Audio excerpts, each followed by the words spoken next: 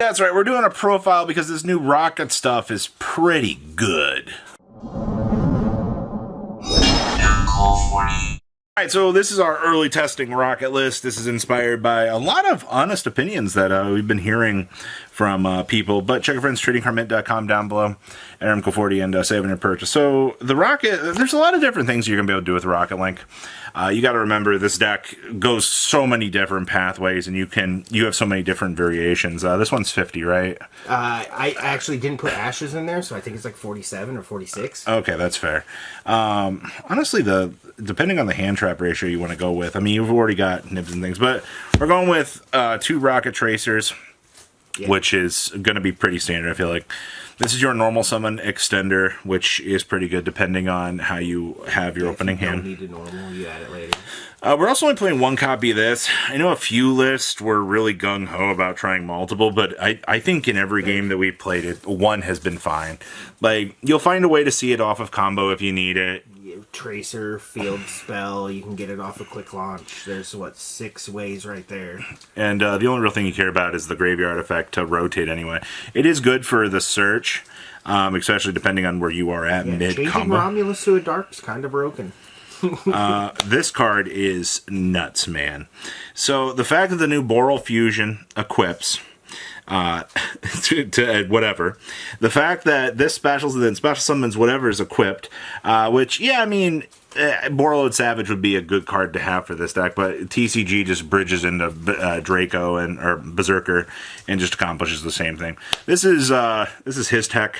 I love the revive effect from this. It is insane. I learned it off of Master Duel players back when it was big on Master Duel, and ever since then I've just been playing and just using that as Monster Reborn. It's also another level 4, so we are testing 2 Abzorators. Could be a Noctovision. Yeah, I'm probably going to swap one to a Nocto. I don't know. Having this show up in the hand, though, is not bad for the discard. It's also, another extender from the hand, too? Yeah, if I control a Rocket, I just summon. Yeah, so maybe there is something to be said about 2 of this, just considering for the extension capabilities we're working with.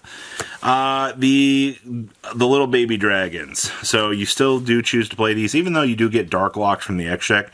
That doesn't matter, man. If you really need to get something out to start combo, you have this guy anyway. And if you also have someone the Rocket that locks you, you could just save his search effect for when you spin it back later on in the combo. Yeah, you can Pisty it back, or you can Boral and Dragon summon it back. But the fact that these cards still are probably some of the best extenders. Thank you, TCG List, for bringing this back to multiples.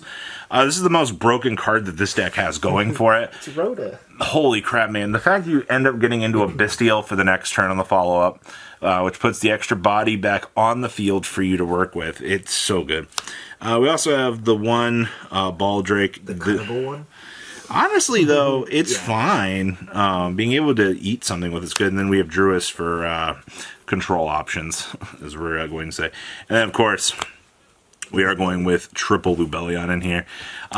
Honestly, I didn't think having such a heavy Bystial package was going to be all that important, but the more I've watched you play this, the more it feels like the Bystial package, especially, going with this. Fueling lights and darks in your grave's kind of good. I mean, if you have you've had 1 to 2 bad hands tonight out of everything, so it's not been too terribly bad.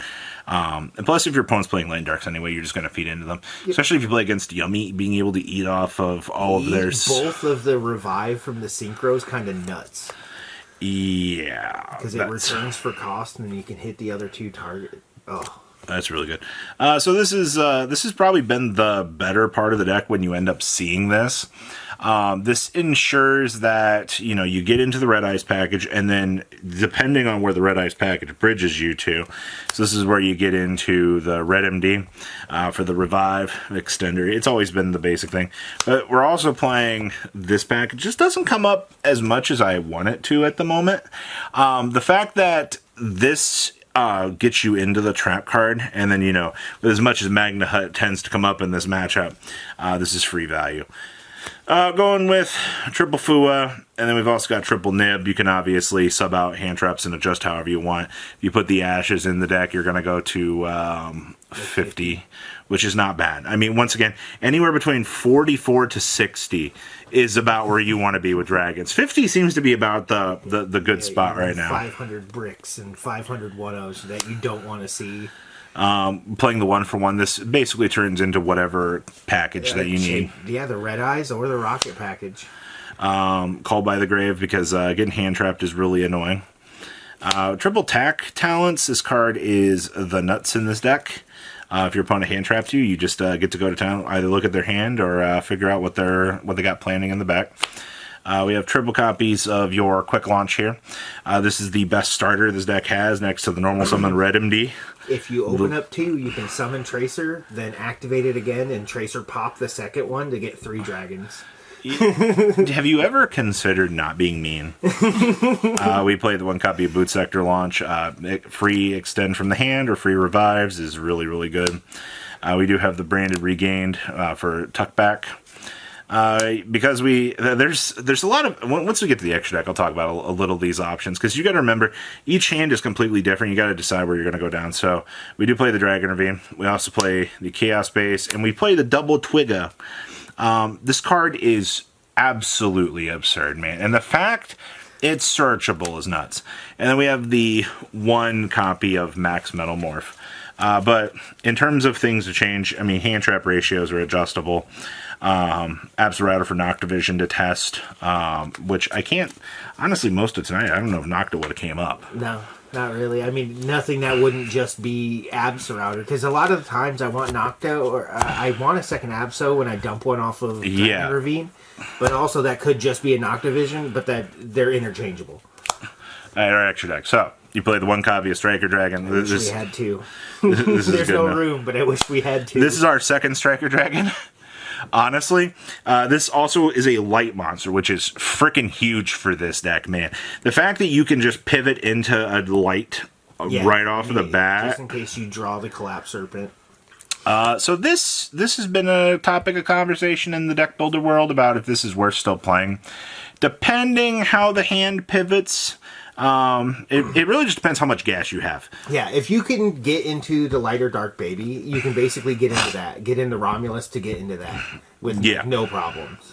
But if you have to get into your Rockets early, just like before, I think you're just giving that up. Yeah, but also, I mean, it's better that they lock you now into dark, because you know, if you get nibbed and you're like, oh, hey, I have the big Flink 5 in this just re-triggers and restarts the entirety of combo. Yep. Pisty, this card is so mandatory now for the combo, it's ridiculous, man. The revive on this is really, really good. We also have Rom, depends how your hand opens up, once again, if you have to pivot into this to get to the key stuff. IP is a optional inboard piece that you can make, once again. Depends on how you open up, because there's so much pivot. Depending on where you need to open up, you know, did you still see something? SP is also an inboard piece, depending on where you're going. We do play the Deligerous. This card is freaking nuts, man. Free 2 from Grave. Oh, yeah.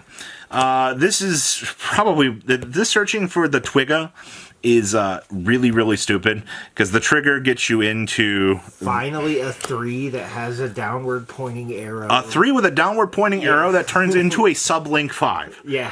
Which is stupid. So this guy searches for the 7 from the deck. He equips...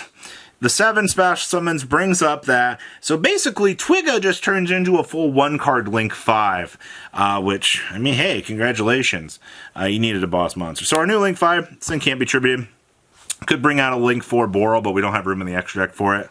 Unless we're cutting things like Chaos Angel. Yeah, we'll have to wait and see. But this card is... Or if a big old Dragoon becomes a problem, you can always throw in a Boral Load, and Boral Load take it. This guy is so stupid as well.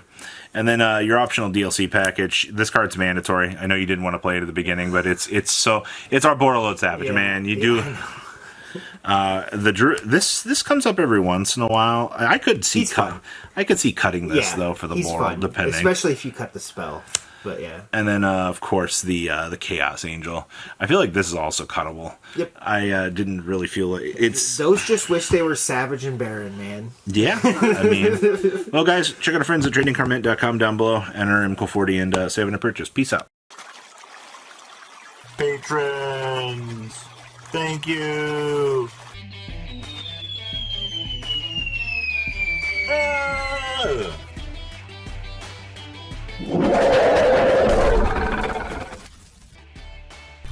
Thank you so much for watching. Check out these other videos.